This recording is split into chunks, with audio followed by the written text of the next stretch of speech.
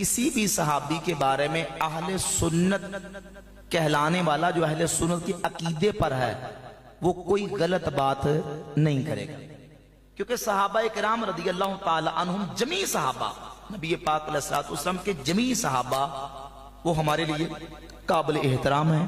نبی پاک صلی اللہ علیہ وآلہ وسلم کی حدیث ہے، درجہ اس کا حسن ہے۔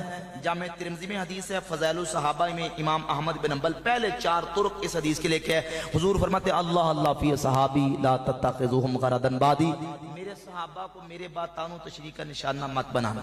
لمبی حدیث میں یہ جملہ پڑھ کے اکتفا کرتا ہوں۔ صحیح مسلم میں حدیث ہے، حضور فرماتے لا تسبوا احدا من اصحابی، میرے کسی ایک صحابی کو بھی تم نے برا نہیں کہنا۔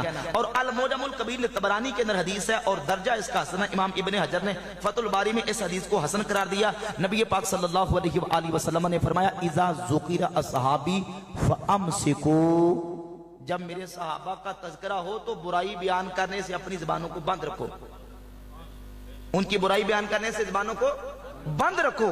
تو پھر ان حدیثوں کی روشنی میں اہل سنت کا عقیدہ حضور غوث پاک سرکار رضی اللہ تعالیٰ عنہ نے اپنی کتاب غنیت طالبین کی پہلی جلد صفحہ 163 میں بیان فرمایا۔ آپ فرماتے واتفق اہل السنت علی وجوب الکف اما شجر بینہم والامساک عن مساویہم واظہار فضائلہم ومحاسنہم، کہ سارے سنی اس بات پر متفق ہیں کہ صحابہ کی آپس میں جنگیں، ان کی حروب اور ان کے آپس میں مشاجرات کو ڈسکس نہ کیا جائے، اس میں اپنی زبانوں کو بند رکھا جائے، والامساک عن مساویہم، ان کی برائی بیان کرنے سے رک جایا جائے۔ تو پھر کیا کیا جائے؟ فرماتے ہیں اظہار فضائلہم ومحاسنہم، ان کے فضائل بیان کرنے چاہیے، ان کی خوبیاں محاسن بیان کرنے چاہیے، ان کی برائی بیان نہ کرو، کیونکہ اللہ نے ان کو اپنے محبوب کی صحبت سے نوازا ہے۔ وہ فرشتے نہیں تھے، نبی نہیں تھے، معصوم نہیں تھے، لیکن جو کچھ ان سے ہوا حضور کی صحبت کی برکت سے اللہ نے ان کو ایڈوانس ہی معاف فرما دیا۔ تو حضرت امیر معاویہ صحابی رسول ہیں، کئی نسبتیں انہیں نبی پاک صلی اللہ علیہ وسلم کی ذات اقدس سے حاصل ہیں۔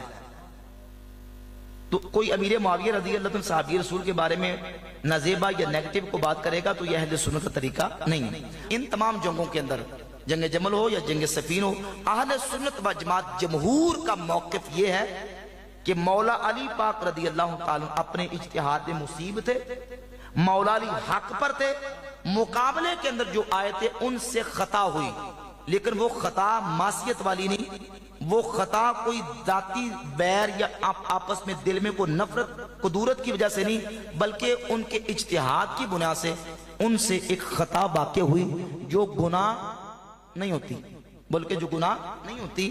تو اس لیے یہ جو واقعہ پیش آیا اس میں مصیب مولا علی تھے، اور مقابلے میں جو تھے جمہور کا موقف یہ ہے کہ یہ مختی تھے، اور اگر مجتہد سے اجتہاد میں خطا بھی ہو جائے تو وہ گناہگار نہیں ہوتا۔